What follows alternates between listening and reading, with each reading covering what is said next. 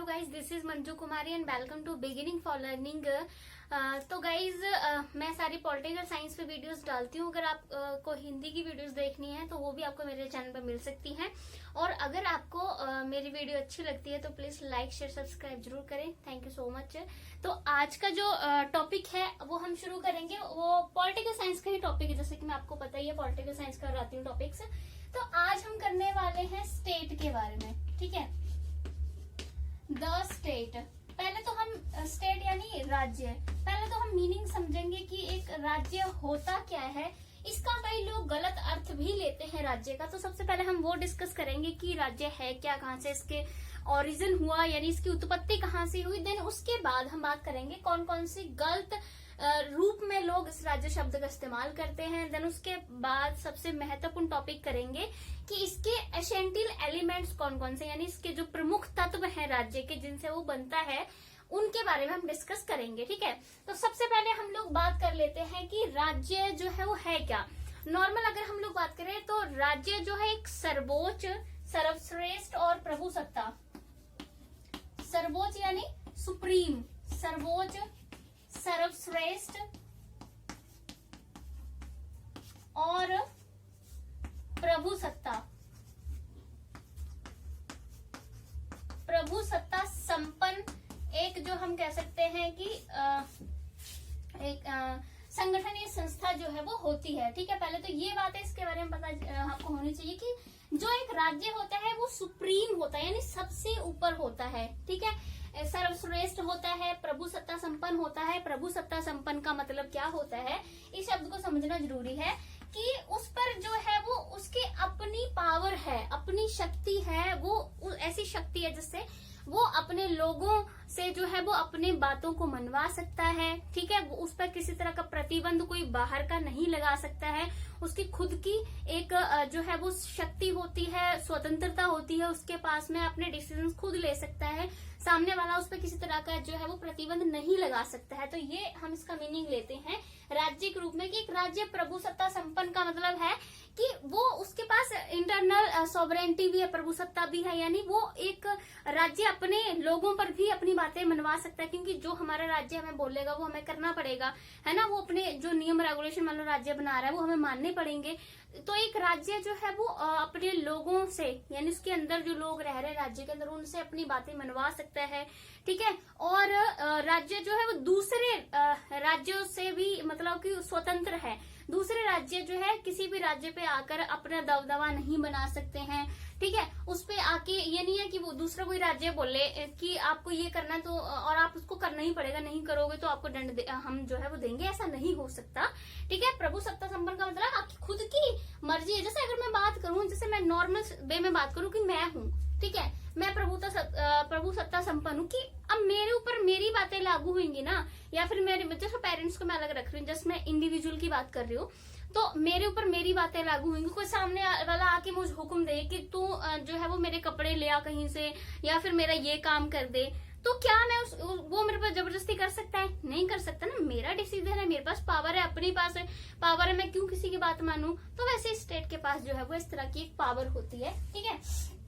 तो अब ये तो होगा कि ये तीन बातें हैं एक राज्य के बारे में। अब हम बात करेंगे कि राज्य शब्द जो है, यानी जो स्टेट शब्द है, वो आया कहाँ से है, इसकी उत्पत्ति कहाँ से हुई है, इसका ओरिजिन जो है वो कहाँ से हुआ है,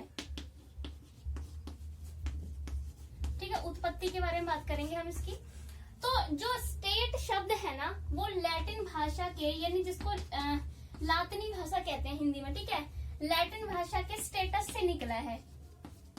यानी लैटिन जो लैंग्वेज है उसका एक शब्द है स्टेटस, इससे स्टेट बना है। स्टेटस का मतलब क्या होता है, हम कह सकते हैं कि एक सामाजिक स्तर, सामाजिक स्तर, जैसे हम कहते हैं ना कि तुम्हारा स्टेटस क्या है, उनका स्टेटस क्या है, ये मतलब एक तरह से बाकी लोगों से हमें ऊपर रखा जाता है। कहते हैं ना कि स्टेटस उसका बहुत हाई है, मतलब वो सामाजिक रूप से लोगों से थोड़ा ऊपर है, या फिर किसी का स्टेटस लो का मतलब कहते हैं सामाजिक रूप से थोड़ा सा नीचे स्तर पे आता है वो, तो सामाजिक स्तर होता है स्टेटस का मतलब। तो जो स्टेट शब्द है वो स्टेटस से ही बना है, ठीक है। तो स्टेट शब्द का मीनिंग क्या हो गया, एक प्रकार के ऐसा संगठन, ठीक है, ऐसा संगठन या संस्था जो है दूसरे जो संगठन होते हैं या संस्था होती है उनसे उसका जो स्तर है ऊंचा होता है, ठीक है, उसे जो हम कह सकते हैं एक स्टेट। मैं दोबारा से समझा देती हूँ।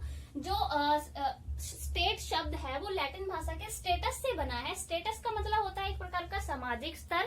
तो स्टेट का मतलब क्या हुआ, एक ऐसा संगठन या कोई संस्था जिसका जो स्तर है वो बाकी जो संस्थाएं हैं उनसे ऊंचा होता है, ऊपर होता है, ठीक है, जिसके पास एक प्रकार की स्वतंत्रता भी होती है। एक पता है आपको, एक राज्य के पास स्वतंत्रता होती है, उसे जो है वो हम स्टेट जो है वो कह सकते हैं, मतलब इस स्टेट का मतलब है, ठीक है, ये इस प्रकार से।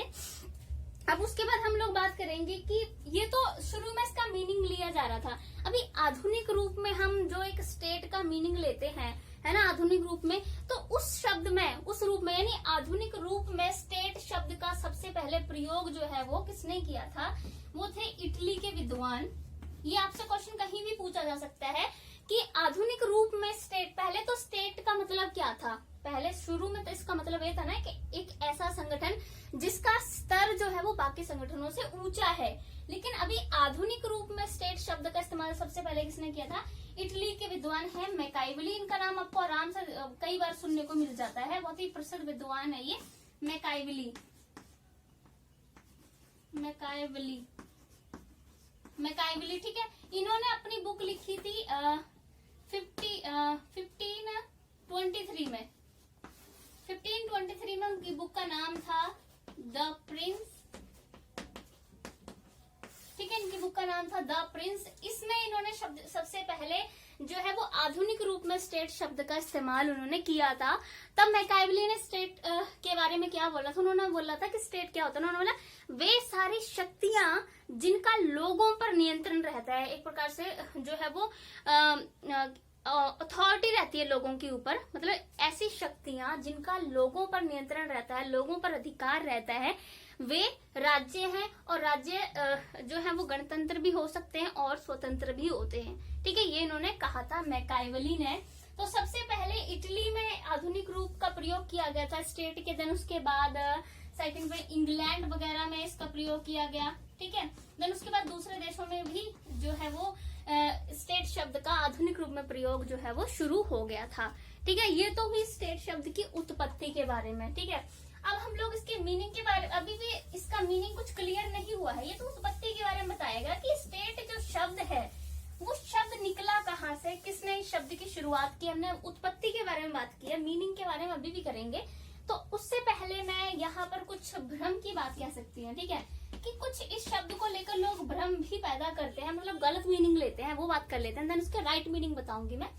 गलत मीनिंग क्या है, कुछ लोग जो ये जो स्टेट शब्द है इसको किस रूप में लेते हैं, स्टेट यानी राज्य, तो सबसे पहले इसका राज्य लोग गलत रूप में कैसे लेते हैं, प्रांत के रूप में इसका इस्तेमाल करते हैं। ये प्रांत यानी राज्य के रूप में, कोई राज्य को क्या मानते हैं, जैसे हरियाणा राज्य हो गया, है ना, हरियाणा हो गया, हिमाचल हो गया, ठीक है, हरियाणा, हिमाचल, मतलब इनको हम राज्य कहते हैं ना। तो कुछ लोग राज्य का मतलब जो है उस तरह से हमारे जो प्रांत हैं, ठीक है, इनसे भी कुछ लोग जो है इसका मीनिंग लेते हैं। जब स्टेट की बात चल रही है तो कुछ लोगों के दिमाग में ये आता है स्टेट यानी ये हमारे जो स्टेट हैं, ठीक है, बट ये भी गलत है, यानी प्रांत के रूप में लेना भी इसका मीनिंग गलत है। कुछ लोग जो है उसको देश मान के चलते हैं, ठीक है, जो कि ज्यादा लोग स्टेट को देश मानकर ही चलते हैं, पर एक्चुअली अगर हम बात करें तो स्टेट का मतलब देश भी नहीं होता है, ठीक है। और कुछ लोग इसको जो है वो राष्ट्र मानकर चलते हैं, वो भी इसका मतलब गलत होता है। कुछ लोग जो है उसको समाज मानकर चलते हैं, ये भी इसका जो अर्थ है वो गलत होता है स्टेट का। स्टेट का राइट जो मीनिंग होता है वो क्या होता है, मैं आप बताने जा रही हूँ आपको। वैसे स्टेट के बारे में कई विद्वानों के अपने अलग अलग मत हैं। कुछ लोग इसको जो है वो कहते हैं एक प्रकार का शक्ति संस्था कहते हैं, कुछ लोक कल्याण संस्था कहते हैं, कुछ विद्वान इसको स्टेट को शक्ति संस्था भी मानते हैं, पावर इंस्टीट्यूशन, शक्ति संस्था, ठीक है। और कुछ विद्वान जो है वो इसको वेलफेयर एक प्रकार से इंस्टीट्यूशन मानते हैं, लोक कल्याण संस्था, ठीक है, लोक कल्याण संस्था मानते हैं। कुछ विद्वान इसको ये शक्ति संस्था मानते हैं, कुछ उसको लोक कल्याण संस्था मानते हैं। अलग अलग विद्वान जो है वो उसको अलग अलग तरह से टिप्पणी करते हैं। तो अब हम लोग इसके असली मीनिंग की बात करेंगे, ठीक है, कि इसका राइट मीनिंग क्या है स्टेट का। ये तो हो गए कुछ तरह के भ्रम, ठीक है। अब हम लोग इसके रियल मीनिंग की बात करेंगे। रियल मीनिंग क्या होता है, मैं लिख देती हूँ यहाँ पर, ठीक है। मतलब कि राजनीतिक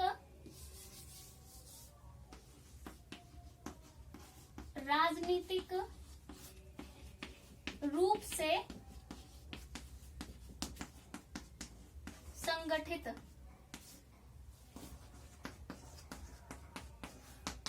लोगों का समूह,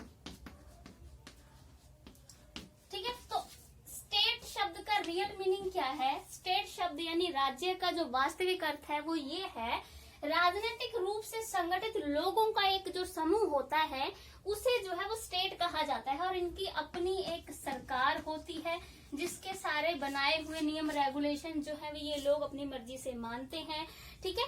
तो ये एक प्रकार से जो हम इसका वास्तविक मीनिंग जो है वो समझ सकते हैं, ठीक है। बाकी लोग जो है उसका अलग अलग तरह से अलग अलग मीनिंग जो है वो लेते हैं, ठीक है। और हम इसमें ये भी ऐड करते हैं जिसकी एक निश्चित सरकार होती है और एक निश्चित क्षेत्र पर रहते हैं लोग मिलकर, निश्चित क्षेत्र, ठीक है। तो राज्य का मीनिंग हुआ कि राजनीतिक रूप से संगठित लोगों का एक ऐसा समूह जो निश्चित भूभाग पर रहते हैं, जिनकी एक अपनी सरकार होती है, जिसके बनाए हुए नियम रेगुलेशंस ये मानते हैं और वो अपने डिसीजन लेने के लिए स्वतंत्र होती है, आंतरिक रूप से भी और बाहरी रूप से भी, ठीक है। तो ये है स्टेट का रियल मीनिंग। तो ये हो गया मीनिंग। अब हम लोग बात करेंगे कि जो एक स्टेट है वो किस तरह से जो है बनता है, मतलब कौन कौन से तत्व हैं, प्रमुख तत्व जिनसे एक स्टेट जो है वो बनता है, ठीक है। तो हम 4 प्रमुख तत्वों की बात करेंगे यहाँ पर। एसेंशियल एलिमेंट्स की बात करेंगे, इसके और भी एलिमेंट्स होते हैं। इन 4 एलिमेंट्स के सिवाय कुछ और भी एलिमेंट्स होते हैं बहुत सारे जिनसे एक राज्य बनता है, ठीक है। बट हम यहाँ एसेंशियल एलिमेंट्स की बात करने वाले हैं।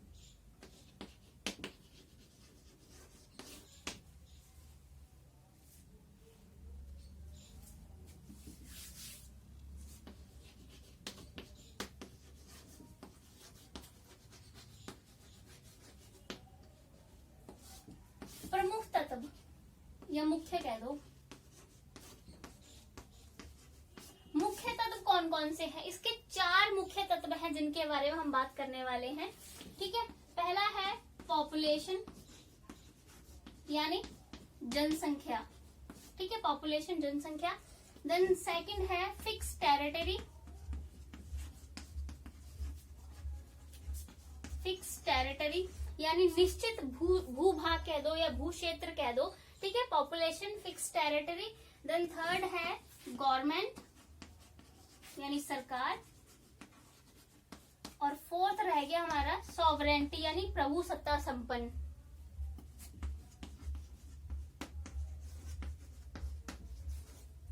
ठीक है, ये इसके 4 मेन तत्व हैं, पॉपुलेशन यानी जनसंख्या, गवर्नमेंट यानी सरकार, फिक्स टेरिटरी यानी एक निश्चित भू क्षेत्र, सॉवरेंटी यानी प्रभु सत्ता संपन्न। ये 4 मेन एलिमेंट्स हैं। अब हम एक एक करके इनके बारे में डिस्कस करेंगे कि ये क्या होते हैं, ठीक है। इन 4 एलिमेंट्स से जो है एक राज्य बनता है, और भी एलिमेंट्स होते हैं पर ये 4 मुख्य हैं। अगर इन चारों में से कोई एक एलिमेंट नहीं होगा तो हम उसे ऐसी भी किसी चीज को जो है वो एक राज्य नहीं मान सकते हैं। किसी भी संस्था को, संगठन को राज्य मानने के लिए इन चारों तत्वों का होना जरूरी है। अगर एक भी मिस्ड होगा, नहीं होगा इसमें, तो हम उसे राज्य नहीं मानेंगे। जैसा कि नॉर्मल मैं बात करूं तो स्वतंत्रता से पहले 1947 से पहले भारत एक प्रभु सत्ता संपन्न राज्य नहीं था, ठीक है। मतलब राज्य तो था लेकिन प्रभु सत्ता संपन्न राज्य नहीं था, क्योंकि उसके पास क्या था कि जो सॉवरेंटी थी वो मिसिंग थी, तो हम उसे जो है एक राज्य नहीं कह पा सकते थे सही से, क्योंकि उसके पास 3 तत्व तो थे, गवर्नमेंट भी थी, एक फिक्स टेरिटरी भी थी, जनसंख्या भी थी, लेकिन जो प्रभु सत्ता संपन्न होता, सॉवरेंटी जो थी वो नहीं थी उसके पास, तब हम उसे एक राज्य नहीं मान सकते थे। तो इन चारों तत्वों का होना जरूरी है। तो सबसे पहले हम डिस्कस करेंगे जनसंख्या के बारे में, यानी पॉपुलेशन के बारे में। एक राज्य के लिए पॉपुलेशन क्यों जरूरी है, पॉपुलेशन का क्या रोल है एक राज्य के निर्माण में। तो सबसे पहले हम बेसिक से चलते हैं। जो एरिस्टोटल हैं, आपको पता होगा, मैंने पिछले वाले वीडियो में भी बताया है जिसमें मैंने पॉलिटिकल साइंस का मीनिंग बताया है। एरिस्टोटल ने क्या बोला था, उन्होंने बोला एरिस्टोटल ने कि उन्होंने बोला कि मनुष्य तो सिर्फ वही है जो एक राज्य में रहता है। उन्होंने जो राज्य से बाहर रहता है वो या तो जानवर होगा या फिर वो कोई देवता ही हो सकता है। मनुष्य तो एक सामाजिक प्राणी और वो एक राज्य में ही रहता है। तो पॉपुलेशन क्यों जरूरी है कि देखो, अगर पॉपुलेशन नहीं है तो राज्य कैसे बनेगा? जनता के द्वारा ही राज्य बनाया गया है ना। जैसे कि एरिस्टोटल ने कहा था कि राज्य का जो प्रारंभ है वो भी जनता से ही होता है और उसका जो अंत है वो भी जनता के साथ होता है। मतलब लोगों ने ही जो है वो एक राज्य को बनाया है। जैसे कि शुरुआत में क्या था, एरिस्टोटल जैसे कहते हैं कि पहले मनुष्य जो अकेला रहता था, फिर धीरे धीरे उसने समूह में रहना शुरू कर दिया, कबीले वगैरह बन गए, उनका एक सरदार बनाने लगे, वो सरदार मेन डिसीजन लेने लगा। इस तरह से फिर सरदार का धीरे धीरे चुनाव होने लगा, फिर धीरे धीरे सिटी स्टेट्स बने, फिर उसके बाद सिटी स्टेट ने जो है वो आज के राष्ट्रीय राज्यों का रूप ले लिया जो बहुत बड़े बड़े हैं। ठीक है, तो इस प्रकार से क्या हुआ कि ये सब किसने बनाया? लोगों ने बनाया।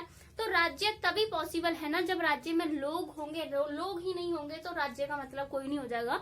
राज्य का मतलब वैसे भी मैंने आपको अभी बताया था, रियल मीनिंग क्या होता है राज्य का? राजनीतिक रूप से संगठित लोगों का संगठन होता है जिनकी एक गवर्नमेंट भी होती है, एक फिक्स टेरिटरी भी होती है। ये होता है राज्य का मतलब। राज्य का मतलब कुछ लोग जो है वो एक प्रकार से भूभाग से लेते हैं। भूभाग यानी राज्य मतलब जैसे वो कोई भारत का मीनिंग लेगा कि भारत जो है, तो भारत को वो राज्य क्या मानेंगे कि ये जो हमारा इंडिया का मैप है, ठीक है, इंडिया का मैप है, तो ये जो है वो एक राज्य है। ये जो भूभाग है ये एक राज्य है। नहीं, राज्य का मतलब एक भूभाग नहीं होता है। राज्य का मतलब होता है राजनीतिक रूप से संगठित लोगों का एक समूह। ठीक है, तो पॉपुलेशन आप समझ ही होगी कि पॉपुलेशन बहुत जरूरी है क्योंकि लोगों ने ही राज्य को बनाया है और जब लोग ही नहीं होंगे तो राज्य का कोई मतलब नहीं होगा। बनाएगा कौन? क्योंकि लोगों का ही एक समूह है, वही तो राज्य कहलाता है। ठीक है, तो अब हम लोग बात करेंगे कि पॉपुलेशन यानी जो जनसंख्या है वो कितनी होनी चाहिए एक राज्य में। तो पहला पॉइंट हम इसके अंडर करने वाले हैं size of the population. Size यानी आकार, यानी एक जो जनसंख्या है एक राज्य में कितनी होनी चाहिए। मतलब 2 करोड़ होनी चाहिए या बहुत कम होनी चाहिए, बहुत ज्यादा होनी चाहिए, बिल्कुल बैलेंस्ड होनी चाहिए। इस बारे में अलग अलग विद्वानों के अलग अलग मत हैं कि एक राज्य में जनसंख्या कितनी होनी चाहिए। जैसे अगर मैं बात करूं, पहले विद्वान है हमारे गार्नर।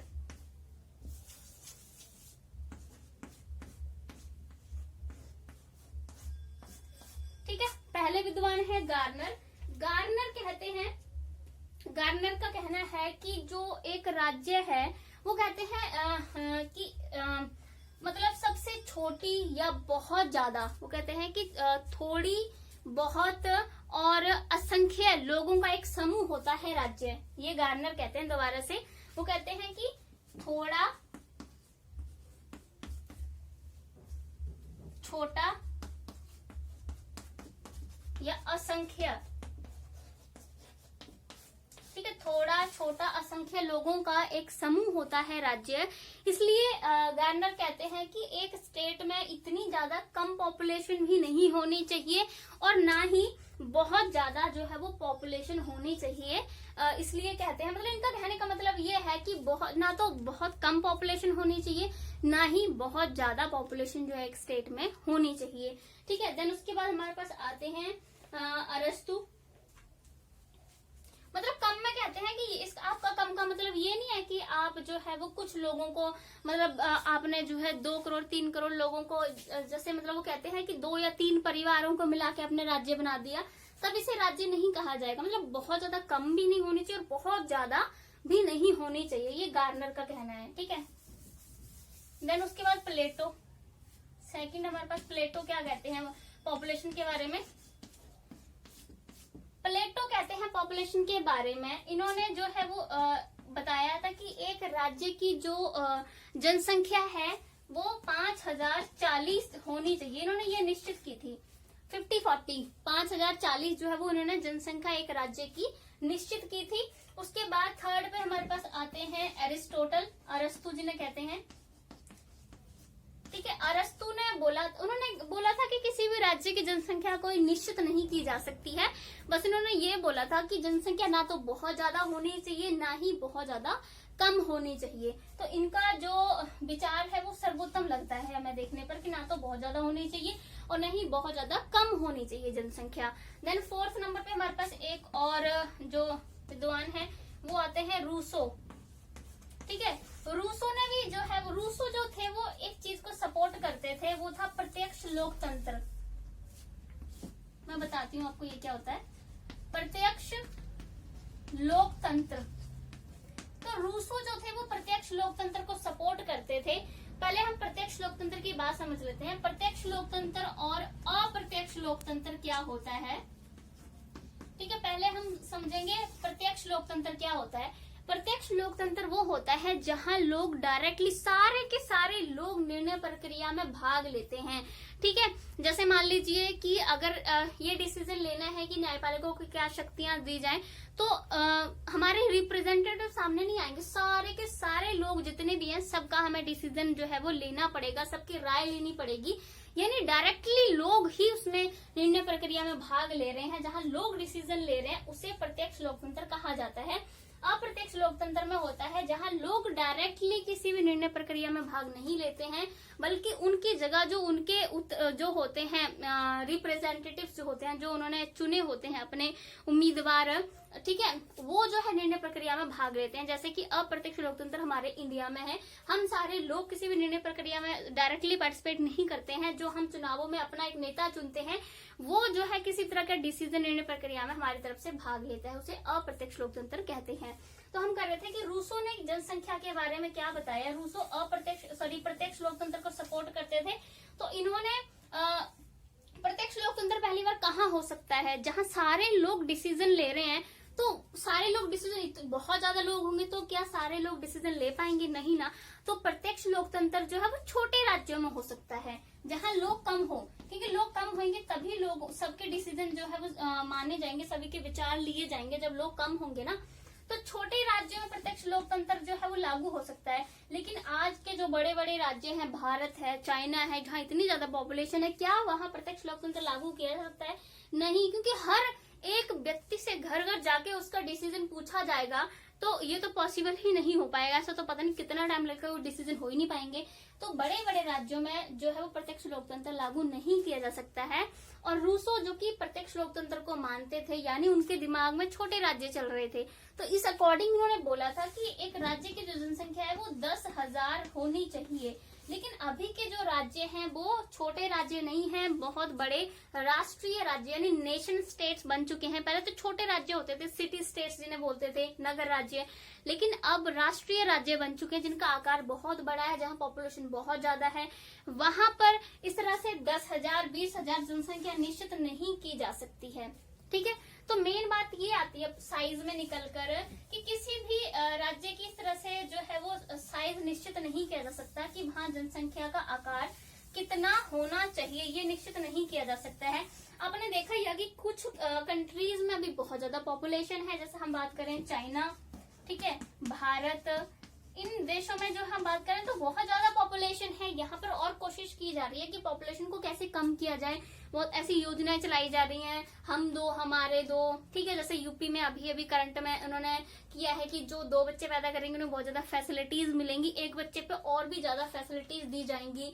पॉपुलेशन कम करने के तरीके ढूंढे जा रहे हैं, कुछ ऐसे स्टेट हैं। लेकिन इसके अलावा कुछ ऐसे स्टेट हैं, जैसे हम रूस को ले लें, तो जहां पर पॉपुलेशन बढ़ाने के लिए उपाय किए जा रहे हैं, जहां स्त्रियों को पति पत्नी जो दंपति होते हैं उनको प्रोत्साहित किया जा रहा है कि वो ज्यादा बच्चे पैदा करें, ठीक है, क्योंकि वहां पॉपुलेशन बहुत कम है।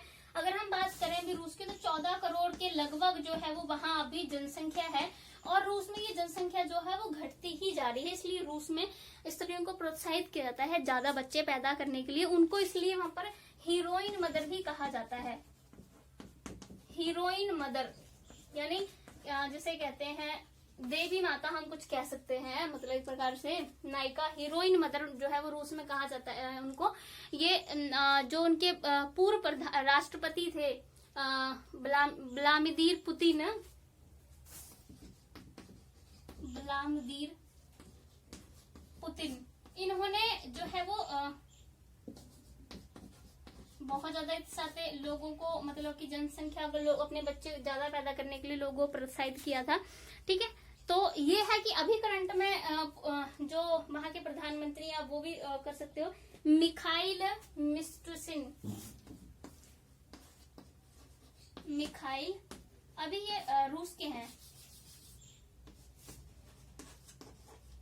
मिशुस्तिन, मिखाइल मिशुस्तिन पहले व्लादिमीर पुतिन थे। ठीक है, तो इन्होंने जो है कि मतलब ये कुछ कंट्रीज में बहुत ज्यादा पॉपुलेशन है और कुछ कंट्रीज में जो है वो कम है।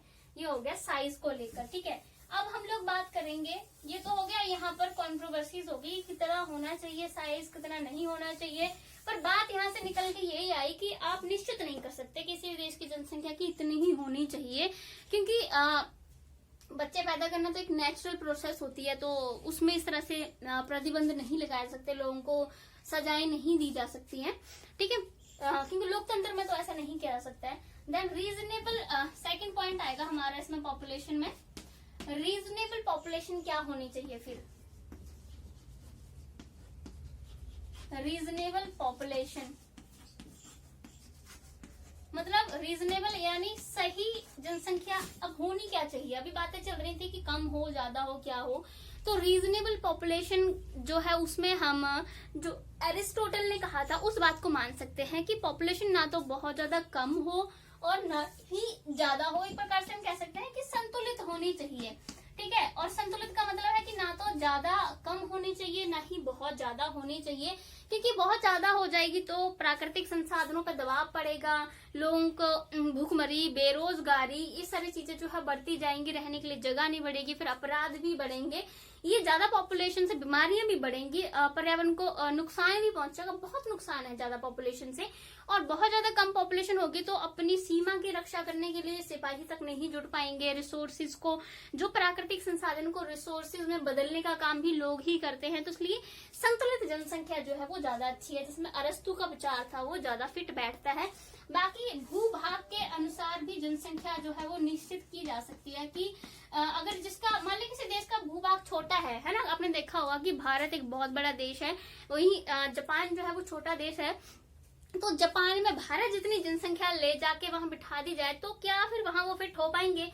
इतनी पॉपुलेशन हो जाएगी कि पैर रखने के लिए जगह तक नहीं बचेगी। तो अगर आपका भूभाग छोटा है किसी कंट्री का, तो वहाँ इस चीज का ध्यान रखना चाहिए कि ज्यादा पॉपुलेशन ना बढ़े। ठीक है, अगर बड़े भूभाग होंगे तो वहाँ जो है वो ज्यादा जनसंख्या को ठहराया जा सकता है। ठीक है, और बाकी हर एक कंट्री में भूभाग के अनुसार ये भी होता है कि इतना बड़ा एरिया तो हर एरिया रहने लायक नहीं भी होते हैं।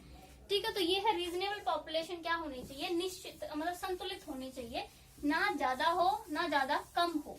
ठीक है, अब बिल्कुल फिक्स तो नहीं कर सकते हैं जनसंख्या को कि 10,000 ही होनी चाहिए, ऐसा फिक्स कर दिया, ऐसा फिक्स नहीं किया जा सकता, ऊपर नीचे हो सकती है, पर टारगेट रहना चाहिए कि बहुत ज्यादा पॉपुलेशन तो नहीं हो रही है या बहुत ज्यादा कम तो नहीं हो रही है। ठीक है, लेकिन हम फिक्स नहीं कर सकते हैं इस प्रकार से पॉपुलेशन को। देन थर्ड पॉइंट है कंपोजिशन ऑफ पॉपुलेशन। कंपोजिशन यानी संगठन।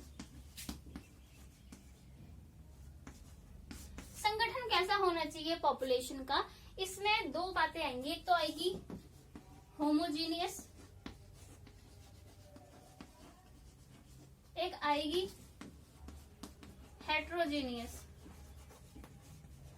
होमोजीनियस और हेट्रोजीनियस, होमोजीनियस का मतलब होता है समरूप और हेट्रोजीनियस का रूप मतलब होता है असमरूप। ठीक है, होमोजीनियस का मतलब है ये वाले जो विचार है होमोजीनियस वाला, समरूप वाला, ये कहता है कि एक जो राज्य की जनसंख्या होनी चाहिए वो ऐसी होनी चाहिए जिनका समान एक जैसा ही धर्म हो, भाषा हो, सारे रीति रिवाज एक जैसे हों। क्योंकि वो कहते हैं कि अगर एक जैसा होगा तो लोगों में किसी प्रकार के जो है वो संघर्ष नहीं होगा, झगड़े नहीं होंगे धर्म, जाति, भाषा को लेकर। जैसे कि अगर हम भारत में बात कर सकते हैं तो यहाँ धर्मों को लेकर, जाति वगैरह, भाषा को लेकर जो है वो झगड़े चलते रहते हैं। तो ये कहते हैं कि ये सब सिचुएशन जो है वो सामने पैदा ही नहीं होंगे जब एक जैसा ही सब कुछ लोग मानेंगे, तो ये सब नहीं हो सकता है। ठीक है, और वो कहते हैं कि अगर हेट्रोजेनियस होंगे, हेट्रोजेनियस का मतलब इसमें अलग अलग धर्मों जातियों सबके मिक्स लोग रहते हैं, जैसे भारत है, ठीक है। तो होमोजेनियस वाले कहते हैं कि हेट्रोजेनियस में जो है वो इस प्रकार से राज्य जो है वो बन ही नहीं सकता, राज्य टिक ही नहीं सकता है, ठीक है। ये इम्पॉसिबल मानते हैं कि जहां अलग अलग धर्मों जातियों के लोग रहेंगे वो एक राज्य नहीं टिक पाएगा ज्यादा लंबे समय तक। तो अब इसका सबसे बड़ा एग्जाम्पल जो है वो हमारे सामने है कि ये बात पूरी तरह से सही नहीं है, लेकिन सही भी है। झगड़े झुगड़े ये सब चलता है, हम अपनी कंट्री में खुद देख सकते हैं कि कितने धर्मों जातियों के आधार पर कितने दंगे हुए हैं और अभी भी होते हैं, ठीक है। तो उनकी ये वाली बात सही है कि ये इस तरह से जो दंगे वगैरह हैं वो नहीं होंगे, लेकिन ये जो उन्होंने कहा कि अलग अलग धर्मों जातियों के लोग एक साथ रहेंगे तो एक राज्य बहुत लंबे समय तक नहीं रह पाएगा, वो गलत है। भारत इसका बहुत अच्छा एग्जाम्पल है। इंडिया में अलग धर्मों जातियों के लोग एक साथ रह रहे हैं और बहुत लंबे समय से जो है वो अभी भी भारत में रह रहे हैं और अभी भी भारत राज्य जो है वो बना हुआ है और जो है एक प्रकार से शक्तिशाली राज्य बनता जा रहा है, ठीक है। ना कि इन सब चीज से देश जो है वो कमजोर हो रहा है, ठीक है। तो एक प्रकार से ये वाली बात होगी कि कंपोजिशन में इस प्रकार से अलग अलग विचार है, मतलब, ठीक है। बाकी हम एक बात करेंगे और कि एक राज्य में 3 प्रकार के लोग होते हैं, ठीक है। 3 प्रकार के लोग कौन कौन से होते हैं? एक होते हैं नागरिक, ठीक है, नागरिक, फिर होती है प्रजा, और जो तीसरे होते हैं विदेशी। नागरिक यानी सिटीजन्स। तो नागरिक कौन लोग होंगे? नागरिक वो होते हैं जिनको एक राज्य की नागरिकता प्राप्त होती है, वहां के अधिकार उन्हें प्राप्त होते हैं, राज्य प्रबंधन में वो भाग लेते हैं, ठीक है। जैसे चुनाव वगैरह लड़े उन्होंने, कोई प्रधानमंत्री बन गया, कोई मंत्री बन गया, कोई मुख्यमंत्री बन गया, तो राज्य प्रबंधन में भी जो पार्टिसिपेट कर सकते हैं। गवर्नमेंट जो है वो उनकी हितों का ख्याल रखती है, ठीक है। मतलब वो उनको राज्य के जितने भी अधिकार होते हैं सब प्राप्त होते हैं, वो होते हैं नागरिक, जैसे हम सब भारत के नागरिक हैं। फिर आते हैं प्रजा यानी ऑब्जेक्ट्स, इनको सब्जेक्ट्स कहते हैं प्रजा को। सब्जेक्ट्स में क्या कौन से लोग आते हैं? इसमें क्या होता है कि ये लोग देश के नागरिक तो होते ही हैं, इनको गवर्नमेंट के बनाए हुए नियम रेगुलेशंस भी मानने पड़ते हैं, ठीक है, और गवर्नमेंट इनके हित का ख्याल भी रखती है, लेकिन ये राज्य प्रबंधन में पार्टिसिपेट नहीं कर सकते हैं, ठीक है। जैसे बच्चे हो जाएंगे, ठीक है, प्रजा में जैसे बच्चे, ये राज्य प्रबंधन में नहीं पार्टिसिपेट कर सकते। कोई दोषी हो जाएगा, वो राज्य प्रबंधन में पार्टिसिपेट नहीं कर सकता है।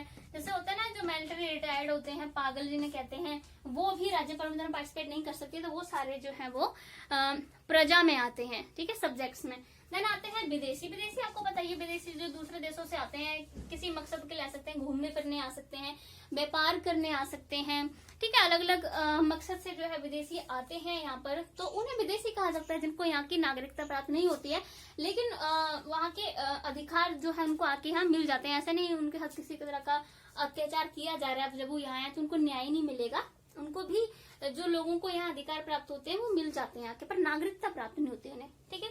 तो ये 3 तरह के जो है वो चीजें इसमें होती हैं पॉपुलेशन में। तो ये तो हो गया हमारा पूरा पॉपुलेशन जो है किस तरह से एक एलिमेंट है एक राज्य का। अब हम लोग बात करेंगे सेकंड एलिमेंट की, फिक्स टेरिटरी।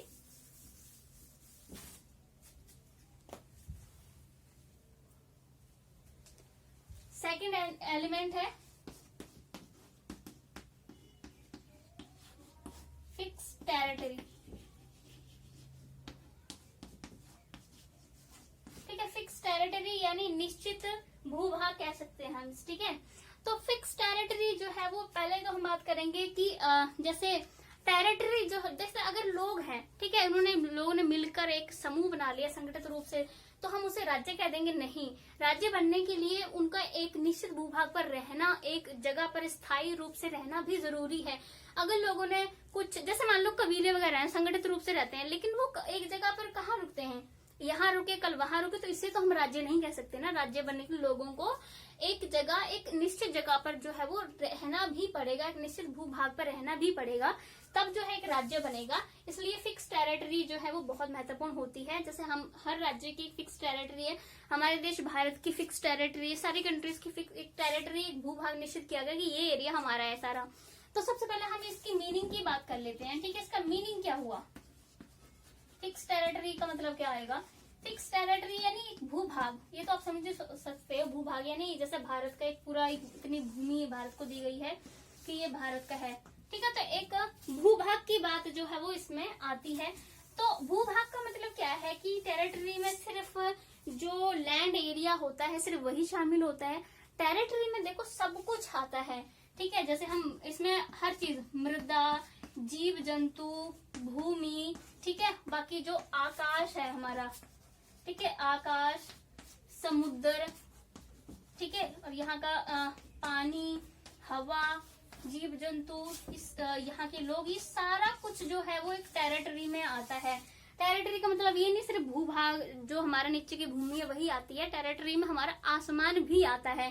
आपने ये तो सुना ही होगा ना, जैसे हर कंट्री में होता है कि ये आसमान जो है इतना भारत का आ रहा है, इस वाले एरिया में कोई और आके अपने एरोप्लेन वगैरह उड़ाए तो एजेंसियां एकदम सतर्क हो जाती है कि हमारे वाले एरिया में अपने एरोप्लेन लेके कैसे आए। तो इस तरह से वो भी समुद्र का भी जैसे मैंने बताया, जैसे मान लीजिए कि किसी देश के लिए, मान लीजिए ये देश है, इसकी ये भू क्षेत्र है, यहाँ से ये समुद्र शुरू हो रहा है, तो यहाँ से लेकर 12 मील तक का जितना भी जो एरिया होगा ना समुद्र का, यहाँ से समुद्र लग रहा है, यहाँ से आगे 12 मील तक का सारा एरिया समुद्र का जो है इस देश का माना जाएगा जिससे ये वाला शुरू हो रहा है। तो समुद्र भी टेरिटरी में जो है वो आता है, सारी चीजें जो है वो टेरिटरी में आती हैं। वहां का उस क्षेत्र में पाई जाने वाली हर एक चीज जो है वो भू क्षेत्र में आती है और उस देश पर जो उसका अधिकार होता है, ठीक है। अब बात आती है, ये तो हो गया मीनिंग, अब बात आती है कि टेरिटरी जो है वो साइज क्या होना चाहिए इसका। जैसे पॉपुलेशन की हमने बात की थी वैसे ही कि इसका साइज क्या होना चाहिए। किसी भी देश का जो होता है ना कि बहुत बड़ा देश हो या छोटा हो, ठीक है, तो साइज की बात आती है सेकंड नंबर पे। अब साइज की बात करें तो पहले नगर राज्य होते थे,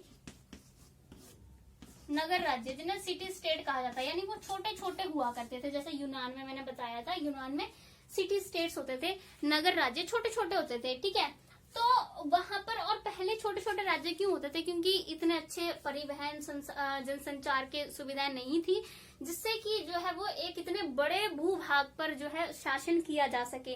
जैसे हम पहले राजाओं की बात करेंगे तो राजा क्या करते थे, बहुत बड़े एरिया पर विजय प्राप्त कर लेते थे, लेकिन फिर वहां से अब पूरे एरिया पे शासन करना मुश्किल हो जाता था। तो राजा कोई क्षेत्र जीत कर वापस अपनी राजधानी में आ जाता था, तो बहुत जगह पे विद्रोह होके वहां दोबारा से जो राजा थे वो अपना राज्य स्थापित कर लेते थे, तो फिर से लड़ाई लड़नी पड़ती थी, क्योंकि इतने अच्छे साधन परिवहन के नहीं थे कि एकदम वहां सेना भेजकर जो है वो सब कुछ अपने नियंत्रण में लिया जा सके।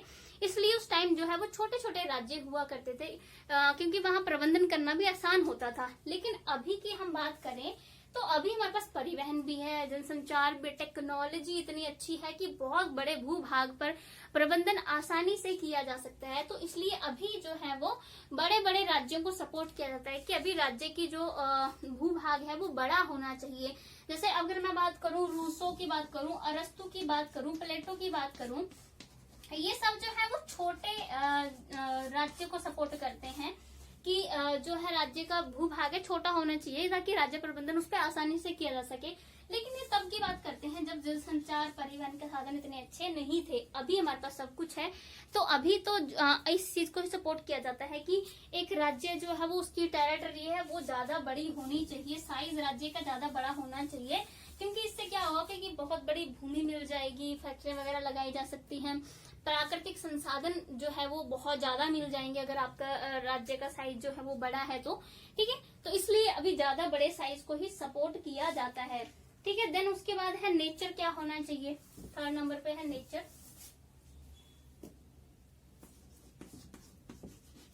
नेचर माने एक राज्य में जलवायु कैसी होनी चाहिए, ठीक है। तो जलवायु में क्या है कि ज्यादा गर्म जलवायु में लोग नहीं रह सकते हैं, ठीक है। ज्यादा गर्म जलवायु में रहने वाले जो लोग हैं थोड़े चिड़चिड़े से हो जाते हैं, थोड़ी सुस्तीपन उनमें आ जाता है। और ज्यादा ठंडे एरिया भी नहीं होने चाहिए कि वहां बर्फ ही जमी रहे, किस तरह को कोई काम नहीं किया जा सके, वहां के रिसोर्सेज को यूज नहीं किया जा सके, ठीक है। एक प्रकार से अच्छा बैलेंस जो है वो होना चाहिए, पर पूरी ऐसी जमीन मिलना भी पॉसिबल नहीं है। ये सारी चीजें जो अलग अलग एरियाज में मिल जाती हैं, बट जलवायु में ऐड कर सकते हैं कि मृदा जो है उपजाऊ होनी चाहिए, प्राकृतिक रिसोर्सेज होने चाहिए, ठीक है, और खनिज वगैरह जो है वो मिल जाएं अच्छी खासी मात्रा में। तो इस प्रकार की जलवायु जो है वहां होनी चाहिए। देन नेक्स्ट है हमारे पास बाउंड्री। अब सीमाएं कौन कौन सी, क्षेत्र की सीमाओं के बारे में बात करेंगे, बाउंड्रीज के बारे में। बाउंड्रीज के बारे में बात करें हम तो एक देश की बाउंड्री, देखो एक देश जो है वो एक संगठित भी हो सकता है और असंगठित भी हो सकता है, खंडित जिसे कह देते हैं। खंडित देश कौन से होते हैं? जिनके दो टुकड़े बने हुए होते हैं, ठीक है। जैसे अगर मैं बात करूं 1971 से पहले जो पाकिस्तान था वो दो हिस्सों में बटा हुआ था, पूर्वी और पश्चिमी पाकिस्तान, ठीक है। तो जो बांग्लादेश था ये पाकिस्तान था पहले, लेकिन 1971 में यहाँ विद्रोह हुआ और उसके बाद ये बांग्लादेश बन गया, ठीक है। तो देश जो है दो टुकड़ों में भी हो सकता है, बट अगर एक साथ इकट्ठा संगठित रूप से हो तो अच्छा रहेगा, जो कि हम एग्जाम्पल से समझ सकते हैं। 1971 में बांग्लादेश वहां बन गया, अगर एक साथ में ये होता, पाकिस्तान का एक ही जुड़ा हुआ हिस्सा होता था तो शायद ये विद्रोह नहीं हो पाता वहां पर, ठीक है। तो क्योंकि एक ही इस तरह से जुड़े हुआ होगा पूरा देश, दो टुकड़े में ना होगा, है ना, तो राज्य प्रबंधन करना भी आसान हो जाएगा। तो वही है। बाकी बाउंड्रीज में ये होता है कि बाउंड्रीज को लेकर जो है वो सीमा विवाद होता रहता है। जो बनावटी बाउंड्रीज होती हैं जैसे भारत पाकिस्तान में, तो ये हमेशा चलता ही रहता है। तो बाउंड्रीज में जो है वो ये सभी इसमें आता है। देन उसके बाद हमारे पास थर्ड एलिमेंट है गवर्नमेंट। ये हो गए दो एलिमेंट। थर्ड है हमारे पास गवर्नमेंट।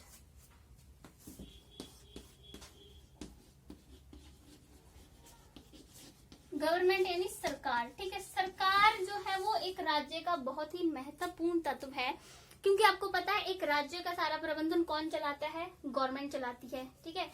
यानी गवर्नमेंट जो है वो प्रबंधन चलाने के लिए जरूरी है, ठीक है। वो कानून भी बनाती है, ठीक है, और शांति भी बना के रखती होती है, ठीक है। और लोगों को जो है वो संगठित भी करके रखती है। कौन रखती है? ये सरकार ही रखती होती है। और कल्याण का काम लोगों का ये भी सरकार करती है। तो मतलब सारा जो प्रबंधन सब कुछ है वो है सरकार के हाथों में। तो इसलिए सरकार एक बहुत ही महत्वपूर्ण तत्व जो है वो बन जाता है, ठीक है। बाकी हम लोग बात कर सकते हैं कि जो सरकार के अलग अलग अंग होते हैं जो उसको ये सब काम करने में मदद करते हैं, जैसे कार्यपालिका, न्यायपालिका, ठीक है, और अपनी विधायिका कानून वगैरह बनाती है। देन कार्यपालिका सारा प्रबंधन देखती है, न्यायपालिका जो है वो न्याय वगैरह करती है। तो अलग अलग अंग हैं सरकार के जिनमें अलग अलग तरह से काम पूरी तरह से विभाजित होता है। बट अगर हम ओवरऑल देखें तो सारा काम जो है वो गवर्नमेंट कर रही होती है एक राज्य में। तो गवर्नमेंट बहुत ही महत्वपूर्ण तत्व हो जाता है, ठीक है। और सरकारें गवर्नमेंट जो है वो अलग अलग तरह की हो सकती है। जैसे तो राजतंत्र भी हो सकता है, लोकतंत्र हो सकता है, प्रजातंत्र, तो कुछ भी अलग अलग प्रकार जो है वो हो सकते हैं गवर्नमेंट के, ठीक है। देन हमारे पास नेक्स्ट आता है जो फोर्थ एलिमेंट है सॉवरेनिटी।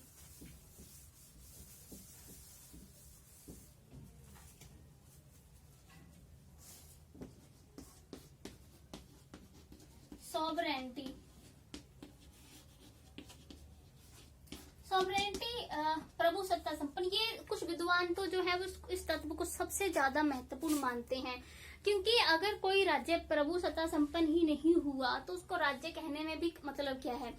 जैसे कि मैंने आपको पहले ही बताया था कि 1947 से पहले भारत एक राज्य तो था, बट वो प्रभु सत्ता संपन्न राज्य नहीं था, क्योंकि उसके पास ये प्रभु सत्ता संपन्न जो शक्ति थी वो नहीं थी, क्योंकि पहले अंग्रेजों का पूरी तरह से नियंत्रण था। भारत को अंग्रेजों की यहाँ एक अंतरिम सरकार थी, लेकिन उसको सारा जो है वो अंग्रेजों की बात माननी पड़ती थी। तो सॉवरेनिटी का मीनिंग तो आपको मैंने पहले ही बता दिया था कि जिसमें एक राज्य जो है वो अपनी सारी बातों को अपने नागरिकों से मनवा सके, ठीक है, और एक ऐसी पावर जिससे दूसरे राज्य उसके ऊपर किसी तरह का दबाव नहीं डाल सकते हैं। उसकी खुद का डिसीजन है, वो किसी के साथ अच्छे रिलेशन रखे, किसका संधि करे ना करे, आप उस पर जबरदस्ती नहीं कर सकते हो, ठीक है। ये उसके पास एक पावर है, ये होगी सॉवरेनिटी। तो सॉवरेनिटी देखो इंटरनल भी होती है और एक्सटर्नल भी होती है। इंटरनल और एक्सटर्नल। इंटरनल में क्या होता है? ये आंतरिक सॉवरेनिटी होती है, आंतरिक प्रभुसत्ता, यानी एक देश जो है वो अपने देश के अंदर अपने सारे निर्णय हैं लोगों से मनवा सकता है, ना मानने पर उनको सजा दी जाती है, बट कोई इस तरह से तानाशाही नहीं किया जाता, सही निर्णय ही होते हैं, ठीक है। तो ये है आंतरिक, मतलब लोगों को हमें राज्य की बात माननी पड़ती है।